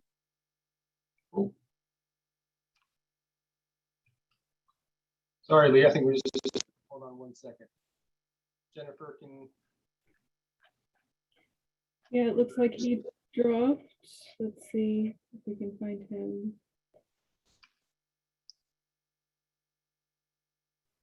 Yep, I found him. Yeah, one second. I can't allow him to speak though, so you're gonna. Yeah, no, I have. Lee, if you unmute, you should be able to finish. Oh, okay. If you had So what happened? I was timed out. There was a technical glitch on my end. Oh, okay. So I was asking the question about what guidance is there for the next RHNA when the prior goals are not achieved. And also I was commenting, I don't know if this came through, that housing does not pay for itself in the town, that there's a net negative effect.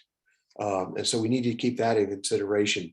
So the more housing we built, the more debt we create for the township.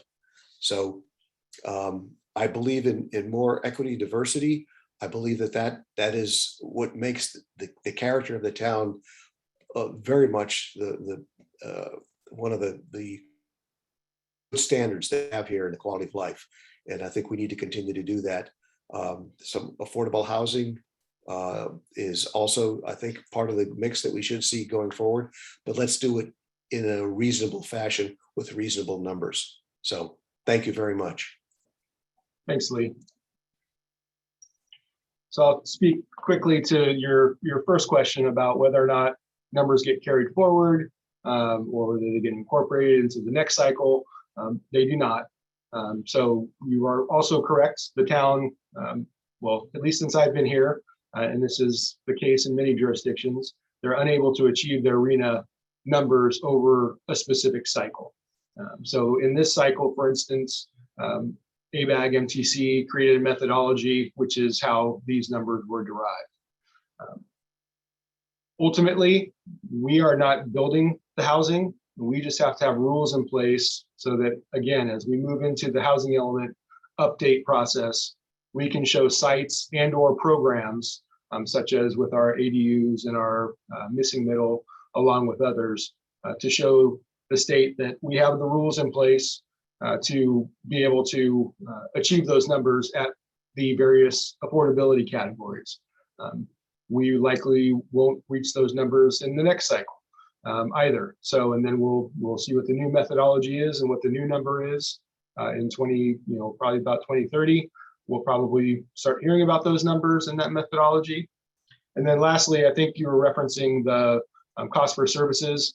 I know there is some information in the background report. I don't recall off the top of my head, but I want to say that housing units that are sold for less than $825,000 don't pay for themselves, but above $825,000 they do. I'm not sure if you have different data, but that's what I recall, and I'll double check that. And if I'm off by a large margin, I'll let you know. So thank you for those questions. Yes, thank you. And the next speaker we have is Lee Quintana. We're going to promote to panelists because of your system you're using. Go ahead. Yeah, I just like to reinforce a lot of what the last few speakers have said, but I'd also like some clarification because my understanding is that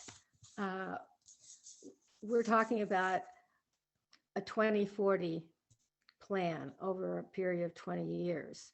The housing element is only for 8 years. So my understanding is that when we update the housing element, we need to address the numbers that are required by RENA. But that doesn't mean that, well, essentially, I guess what I'm asking is, if you're only going to address those numbers, does our general plan really become just a 8-year general plan rather than a 20-year general plan? And if it's still a 20-year general plan and you still come up with a number of what you project might happen in 20 years for housing, that doesn't mean that we have to meet those numbers in our updated housing element. Am I correct in that assumption? That they're two different numbers over two different time spans? Yes, that is correct, that it is looking at different time spans, and the housing element update will be looking at using the numbers that are adopted in the 2040 general plan and looking at additional details through that process to assess what can be included in the housing element for the next 8 years and what is required to be included as part of that analysis and proposal when we do send an updated housing element to the state for consideration. So if the town were to still decide to have more than just the basic RENA numbers for the actual 2040 plan, would that in a sense provide more flexibility in the next housing cycle because we've already planned for a greater number of houses, so we don't have to search as hard for new places to put them, because the RENA only requires you to find the places for X amount. And I don't know if I'm phrasing my question clear enough. No, I think that's a good question, and I think it is possible that if there are additional numbers still available, that might that would hopefully go towards the next housing element. One of the things that the current proposal does is that it provides some flexibility as we go through the more detailed process of updating the housing element, to allow our consultants for that process to look at different options for how we might propose meeting the required RENA needs, because we do know that some programs or sites may not be accepted by the state. And so we want to have some room within the overarching regulations of the land use element for the housing element to then provide some options in terms of meeting those RENA numbers. It looks like Director Paulson has something to add as well. Yeah, thanks. Ultimately, you're correct. We're talking about two different cycles. We don't know what the next cycle after this upcoming cycle is going to bring in terms of numbers or state law that may or may not allow us to continue to reuse sites from this next cycle. So we'll have to cross that bridge when we get there. But ultimately, again, we have to put the plans in place. And then, Mr. Lockridge spoke, which I want to thank him for his help on the last housing element. And I'm sure he remembers how difficult it was to try to find sites and programs for, I think, the 619 of the last cycle. So you can probably imagine how difficult it's going to be this time around, especially given new state laws that make it even more challenging to utilize sites, and especially sites from previous cycles.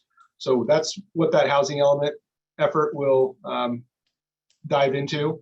And so that will be a major lift on the part of both our Housing Element Advisory Board staff and our consultants to try to come up with strategies that the State Housing and Community Development Department agrees with, as one speaker mentioned, I can't remember which one, because we obviously in our general plan have assumptions, for instance, on a percentage of this zoning designation is going to redevelop, and depending on the designation, I think it's 5 to 15%, depending on which designation it is.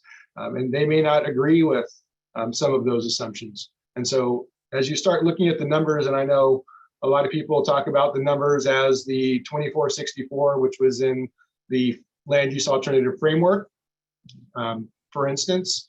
So, and then they talk about the 3854, which is on the other end, which is really comparing apples and oranges.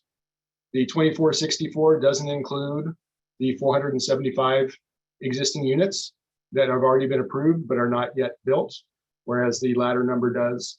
Additionally, and for folks who want to go back for a little background, in November, I think it was November 17th of 2020, we actually did bring back this conversation to council because as we worked with the General Plan Updated Advisory Committee, that number at the 2464 started to evolve and was actually a higher number. The 2464 originally is net new units, not counting any approvals or some of the further work that I'll try to step through now. But so that 2950 also did not include that people sometimes look at. And so that number actually was 3425. So the framework was adopted or reviewed by council in April of 2020. In December, we brought back revised numbers, which were actually higher. And then as the General Plan Updated Advisory Committee went through their further work, they added a couple other land use designations that previously weren't going to allow housing. And that was office and service commercial, which is our light industrial areas, which don't have a whole lot of sites or vacant land, but they thought it might be helpful to at least provide that opportunity moving forward. The other 116 that gets you from the 3738 that everyone's seen to the 3854 is those other numbers didn't include the 116 units that folks are now accounting for in the hillside residential, which we're not changing. So that always has been there. And so we'll try to put together, Ms. Armour, we'll try to put together a slide of kind of that evolution and where those check-ins were. But I just wanted to provide a little bit of that background information.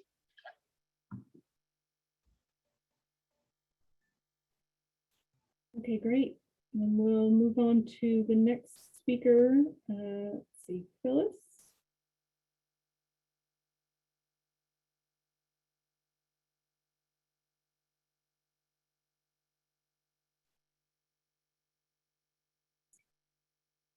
Go ahead, Phyllis. Can you hear me? Okay, it looks like I just got unmuted. Hi, I've been a resident and a homeowner of Los Gatos for about 10 years. And I also am very supportive of diversity, inclusion, and belonging, and I work in high tech and lead an effort in that company about diversion, inclusion, and belonging. But that said, I did want to say that I'm definitely in the concerned camp regarding the large number of affordable housing additions that that is being discussed here tonight.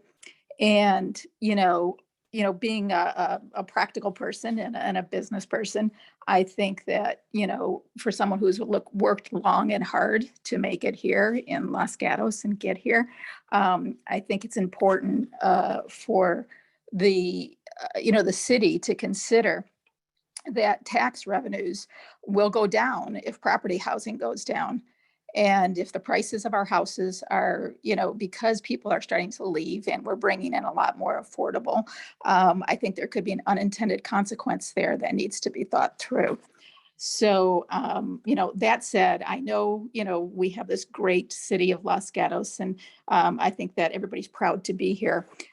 There's still a business behind this. And so I think that is something to consider, that housing prices could definitely go down if it's really not well thought through as far as what's happening with our beautiful city and town. Three things that I wanted to mention, and then I'll wrap this up quickly, is that, as you look at, we've got a lot of voices that are coming through here. About, I'm going to say probably something like 10% have spoken. It sounded like there was about another 90% that didn't get the opportunity to speak. So I wanted to just see, how can others, voice their thoughts in support of any of the positions that happened here or that were discussed. So I don't know if there's anything that you can do to be able to have some kind of an, something online or something so that people can come in, maybe a little bit more reticent to talk, and they can give their opinion. The other thing I wanted to mention is that what happens, we've spent quite a bit of time on the phone here. And so, and this is the first time I've attended one of these. So thanks for calling this. But what happens with all the feedback and the voices, that have spoken out? What are the next steps? So that's my question. Thank you. Thank you, Phyllis. We do still have a few speakers, but I'd like to take this opportunity to answer some of those questions that Phyllis brought up, because that is important. And before we start losing people as we're getting later into the evening, I want to make sure that everyone is aware that we do have opportunities for you to share your thoughts. If you chose not to speak this evening, we'd welcome thoughts. You can do that in a number of different ways. You can send an email to the general plan update email address, which is gp2040. So it's the number 2040 at losgatosca.gov. Or you can go to the general plan update website, which is losgatos2040.com. And there's an option there for submitting comments. You can ask for notifications for when there are future meetings. And there will be future meetings. The feedback that we've received tonight, as well as all of the written comments that we've received, will be shared with Planning Commission and then Town Council in coming months. And so we welcome you to continue to participate in the process and share your voices. And to that end, we do still have at least a couple of people here who have raised their hands who haven't spoken yet. So I'm going to go back to that. I will repeat the website and the email again at the end of this presentation, but all of that will be available through the town's website and the update website. So the next person who has not spoken yet, the name starts with DMC. And I'm going to allow you to speak. Maybe, here we go. Hello? Yes, go Can ahead. you hear me? All right, yeah. My name's Dave. I have a barking dog, obviously. But I've been a homeowner in the town of Los Gatos for over 16 years. And I've listened to a couple of these meetings, and I hear about the process and that we should all believe in the process. And I hear the different voices, and it's good.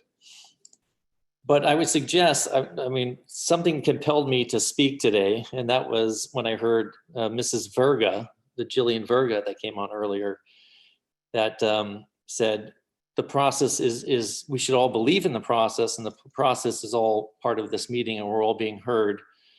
I would suggest to her and the council, if you're looking for listening and compromise, I would suggest please don't speak down to the majority of the people of Los Gatos by telling them if they don't like growth, move to the Yosemite Mountains. That's kind of unacceptable.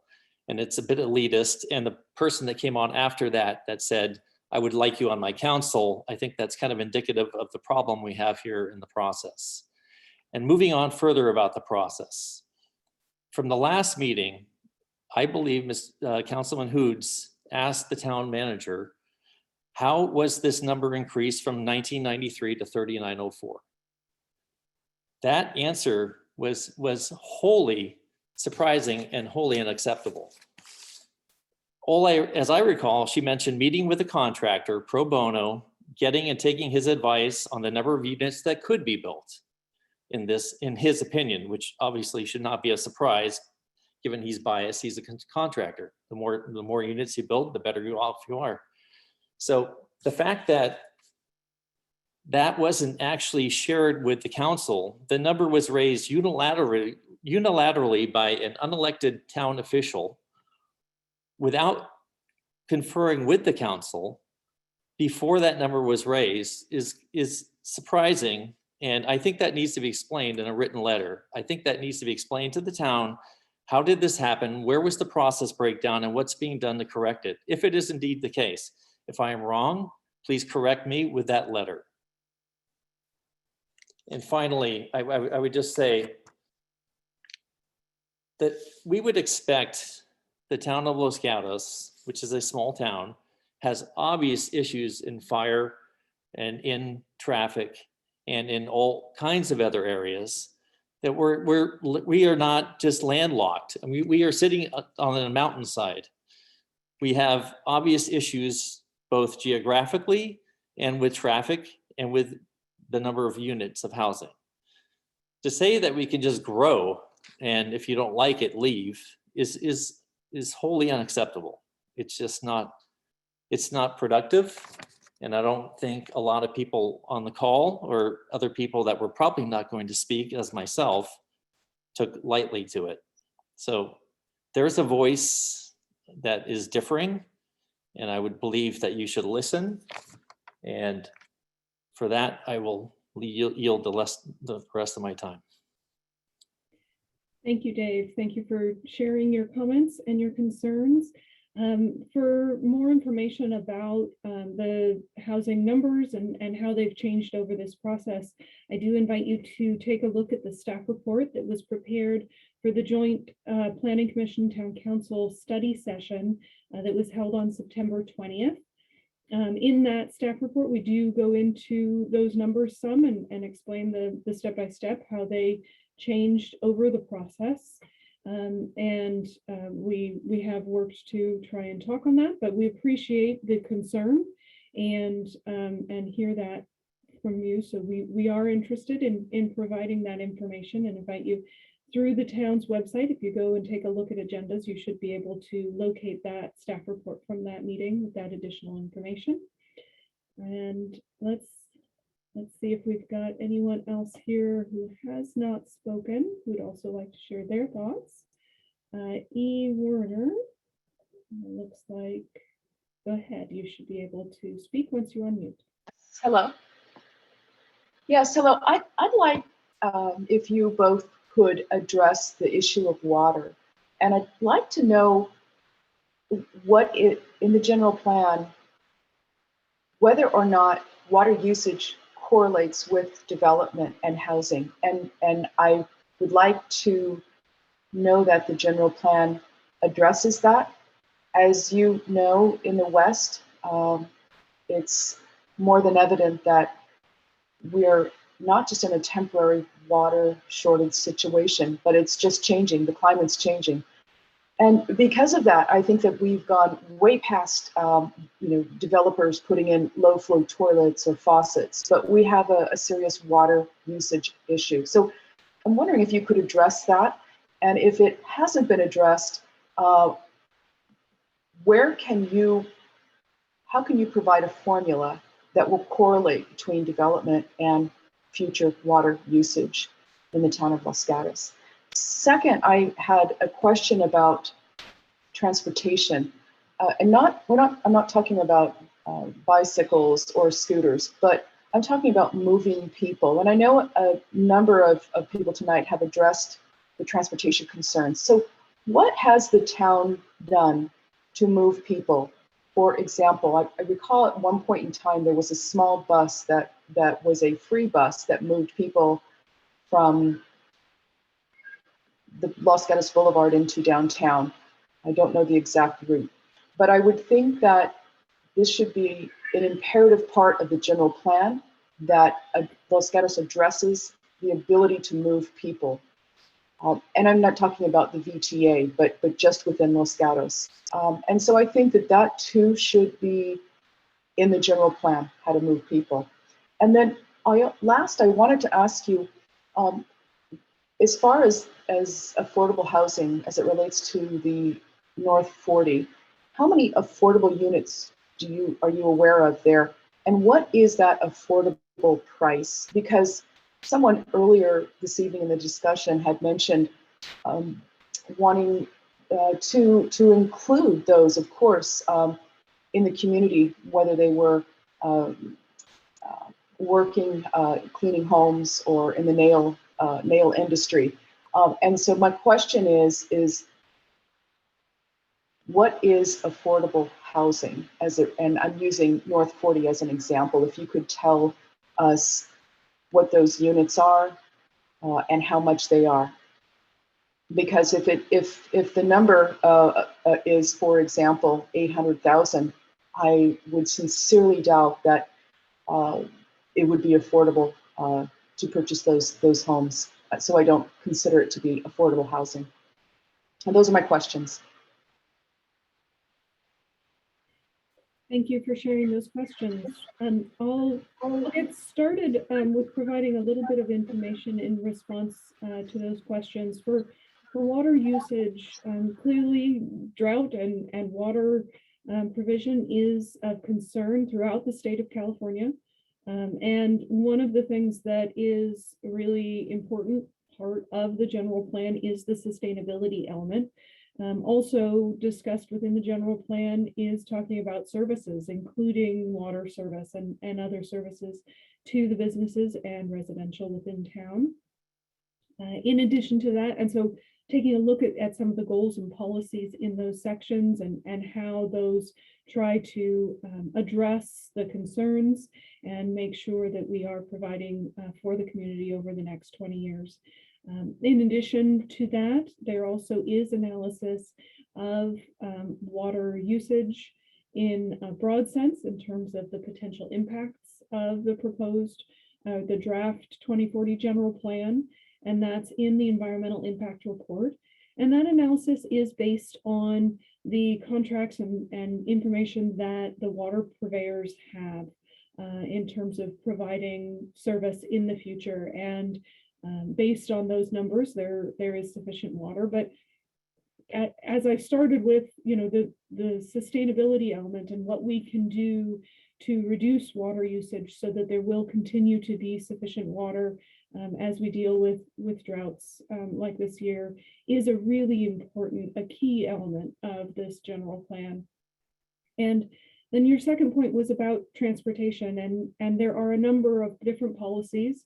Walking and biking is a key component, but other ways to reduce the vehicle miles traveled. And so things like vans within the town, sometimes provided by businesses within town, but for use by others, is definitely an item that could be considered as part of future development. There also have been a number of different programs that the town has looked at, and those are the kinds of things that and ideas that the town council asks to hear about, and so that they can consider how to consider putting those in place. And so being supported by policies in the general plan is a great way to keep those in mind for future consideration. In terms of affordability in the North 40, I'm going to check in with Director Paulson to see if he has any additional information on that. Thank you, Ms. Armour. There are actually 50 affordable senior units that are part of the first phase. Those are the units you see being constructed above the parking garage and market hall. They're actually framed, the first 2 floors, I think, last time I was passed. As far as affordability is concerned, those units are actually, it's 1 low income unit and 49 very low income units, which is going to span very low and extremely low. Every year the federal government sets area median incomes for the county. And so we use those numbers. And just for instance, a median income for one person in Santa Clara County for this year is $105,900. Once you get into the low income, that's an 87,000 or 82,000 approximately. Very low is 58, and extremely low is 34.8. So those are the kind of what I refer to sometimes as the capital A affordability. So those we actually do deed restrictions. When we have those types of units, we have an inclusionary housing requirement for projects that have 5 or more units. And so those ultimately get deed restricted in perpetuity, so we can maintain that affordability moving forward. Those units in the North 40, though, are rentals. They are not for sale units. There are not any capital A affordable units for sale in the first phase of the North 40. All right, thank you. It looks like we do still have one more new speaker who'd like to share some thoughts. Nancy, you should be able to speak. Hi, actually, this is Rob. I'm Nancy's husband. We're listening together on the computer. I want to speak on behalf of public safety, and specifically, I want to speak on behalf of the threat of wildfire to this hillside community. It is the biggest single threat to this community that a lot of people don't even really consider. If you think back to 1991, for those of us that were around or those of us that were alive, there was something called the tunnel fire. The tunnel fire eliminated 3,000 homes on the Oakland Berkeley Hills within a space of less than 48 hours. You think back to the Camp Fire, Paradise, California. Within the space of 48 hours, the damage that was done totaled $16.5 billion. My encouragement to those that are doing general plan planning and housing, think seriously about what you are doing in the very high fire hazard zone of Los Gatos. There are over 3,000 dwellings, households, 12,000 residents in the very high fire hazard zone. Take that into account, please. You've got to be taking a look at that. Los Gatos, what most residents don't know, prior to the wildfire in Paradise, we were rated a higher threat for wildfire than the town of Paradise. This is something beyond serious, something beyond serious. In the fall of 2020, the town council appointed an ad hoc wildfire committee. I would suggest if you have not referred to the 5-year plan, that was developed by that wildfire committee, please do so. Because first and foremost, it addresses saving lives in the town of Los Gatos. 86 people died in Paradise. If we have a firestorm of a similar situation, we will lose lives in Los Gatos.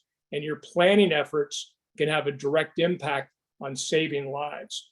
So I ask that you take a look at that and consider the things that we need to do for communication, the things we need to do for evacuation roads. They're wholly inadequate in many cases for evacuating people out of the hillsides. It will be gridlock. Add beach traffic to that, it will be gridlock. Fuel reduction needs to be done and continued to be done. Probably 20% of the properties in Los Gatos meet the state law for 100 feet of defensible space. What are we going to do about that? We should have a goal that within the next 5 years, the town of Los Gatos achieves 95% compliance to defensible space. That will make a significant difference to our town. So I just ask that you take these things into account when you're planning densities.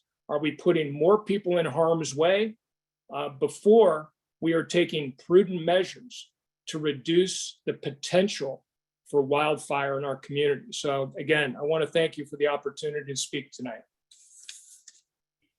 Thank you, Rob. We appreciate your comments.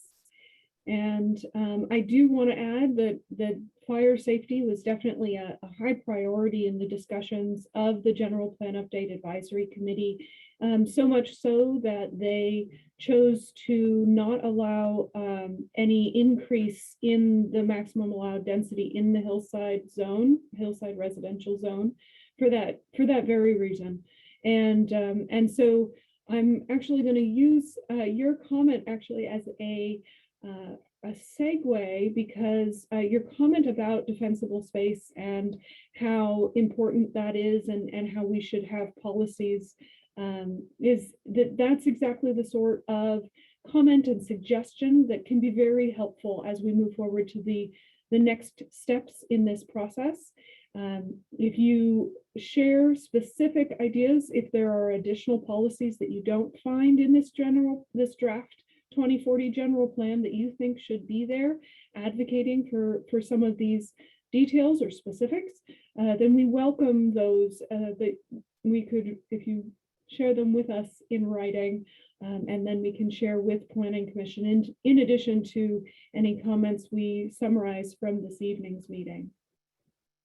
And so I'd like to thank you all for joining us and participating in the discussion tonight. As we mentioned before, you can view the draft 2040 general plan at losgatos2040.com. There are also tabs there on that webpage where you can submit comments or sign up for notifications of future meetings. If you have further questions or would like to provide written comments for consideration by the Planning Commission or Town Council, you can also submit those to gp2040@losgatosca.gov. And Director Paulson, do you have any final words?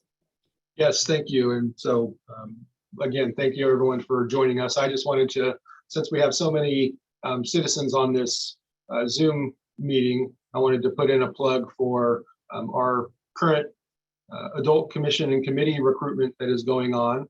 The applications are available on the town's website. There's a number of great opportunities from Planning Commission to other boards and commissions. So I encourage anyone who is interested in this topic or other topics, take a look at that website. I believe applications are due on December 3rd. And so I would just encourage you to get involved if that's something that you are interested in. And again, thank you very much for being here this evening. And as Ms. Armour mentioned, should you have additional questions or you want to provide additional comments before this goes to Planning Commission, please submit those and we'll make sure that those get in the packet for the Planning Commission. Thank you, everyone. Thank you. Good night.